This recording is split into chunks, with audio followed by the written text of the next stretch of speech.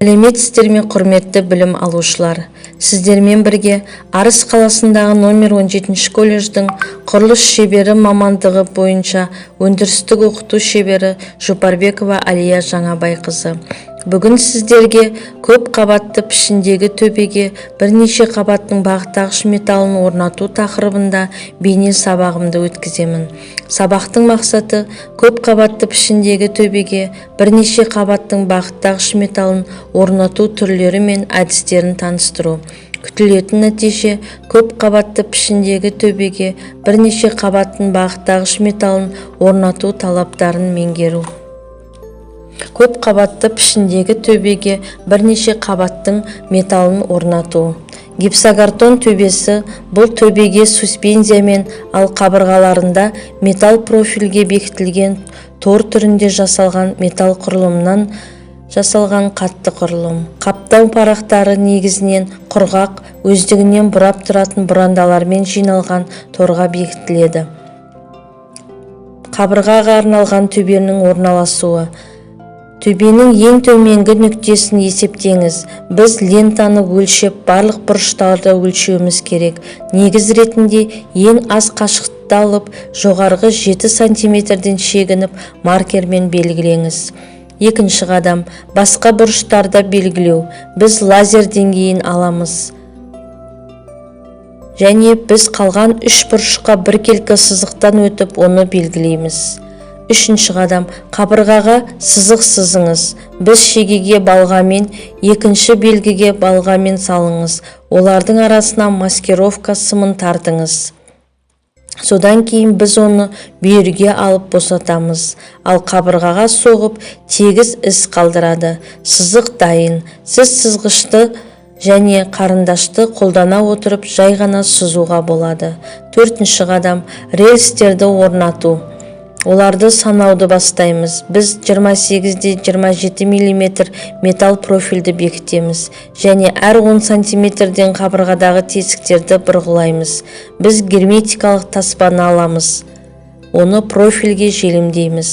Қабырғаға жағып жасылған тесіктерге дюбельдермен бекітеміз. Бесінші қадам, негізгі профильдердің астына қабырғаға белгі қойыңыз. Ені 120 сантиметр және парақта 3 профиль бар, яғни әрбір 40 сантиметрде қабырғаның екі жағына әр 40 сантиметр сайын белгілеңіз. Сызық сызыңыз. Біз әр 250 сантиметрге перпендикулярлы сергіштерді тартамыз. Алғашқы суспензия қабырғадан 25 сантиметр қашықтықта орналастырылады. Содан кейін әр 40-50 сантиметрден басталады. Қабырғаға белгілер қоюды ұмытпаңыз. Онда профильдер құрғақ қабырға астында болады. Бұл құрғақ металды бұрау процесінде іздеуді едәуір жеңілдетеді. Өйткені парақтар үлкен және оны парақтың ортасында секіргіш тапқанша оны тесу ұзақ уақыт алады. Екінші кезең, бұл төбеге арналған металл жақтауды орнату. Материалдар сатып алынды. Қазір ең қызықты, бірақ жұмыстың маңызды белгісі металл профильдерін бекіту және төбеге берік жақтау жасау. Негізінде бұл одан қиын емес, кәдімгі ішкі бөлімді жасаңыз. Тек осы жағдайда жұмыс көтерілген қолдармен жүзеге асырылады. Есіңізде болсын, жұмыстың дәлдігі сіздің төбеңіздің 2-3 жылдан кейін майыстырылмайтынына немесе болмайтындығына байланысты. Бірінші қадам, профильді суспензияларды төбеге бекітіңіз. Мұны якормен жасау керек, өйткені тік бетке арналған дюбель әлде қайдан нашар. Екінші қадам, біз профильдерді көбейтеміз. Бір профиль бүкіл бөлме үшін жеткіліксіз болғандықтан оларды бекіту керек. Мұны істеу үшін сіз арнайы қосылатын арматураны сатып алып, онымен профильдерді бекітуіңіз керек. Байланыстар профильді суспензияға жақын болу керек. Үшінші қадам, профильдерді суспензияға бекіту. Профильді екі жиекке біркелкі көтеру керек. Біреуін бұрап баспалдақты ретке келтіріп, екінші шетін жабыстыру керек. Содан кейін қабырғадағы белгі бойынша профильді бүкіл аймаққа тартып алыңыз. Біз бұрыштардан бекітуді бастаймыз.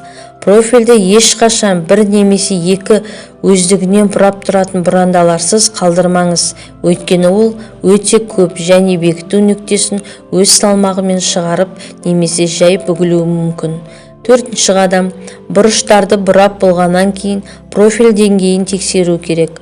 Ұзындығы 250 см болатын құрал қолайлы. Егер біз оны бұрмалап бұрап алсақ, біз суспензияны бұрап қажетті жерде реттейміз. Бесінші қадам, дәл осылай біз бұрыштарды ортасынан жылжытатын бөлменің ортасындағы барлық профильдерді тіркейміз. Бір секіргіштерді бекітеміз. Мұны арнайы металл краппен жасауға болады. Біз секіргіштерді профильдерден кесіп, оларды бір-біріне бекітеміз. Дыбыс өткізбеу және оқшаулау. Егер металл жақтауды орнату жылытқыш пен оқшаулағышты орнатумен байланысты болса, онда осы кезеңде оған қамқорлық жасау керек. Біз минералды жүнді үлкен кесектерге кесіп тастаймыз және оны қаптамаға бекітеміз. Минералды жүнді төсеу кезінде көзілдірік, респиратор және қолғапты қолданыңыз. Ол көзге түсіп, терінің қатты тітіркенуін тудыруы мүмкін. Бекіткіштер өз қолыңызбен жалған төбені сапалы түрде орнату, бекіту құрылғысыз жүзеге асырылмайды. Олардың көмегімен кез келген күнделіктің конфигурациясын жасау оңай. Профильдерді қорғау үшін сізге қажет тікелей суспензия. Бөліктердің саны олардың әр 60 см орналастырылатындығын ескере отырып есептеледі. Сондықтан 20 шаршы метрлік бөлме үшін 40-50 бөлік жеткілікті. Крап элементтерді дұрыс бұрыштарда қосуға арналған.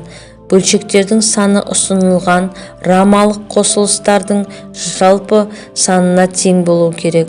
Ұзартқыш сымдар төбенің кез келген түрін жасау. Суспензияларды бекіту үшін сіз 8-10 дюймді де дайындап алуыңыз керек. Мырышталған профильдерді жалғап, раманы бетон негізіне бекітіңіз. Мырышталған бұрандалар 4-2-51 көмектеседі. Гипс парағын бекіту үшін ұзындығы 25 мм болатын өздігінен бұрап тұратын бұрандалар қажет.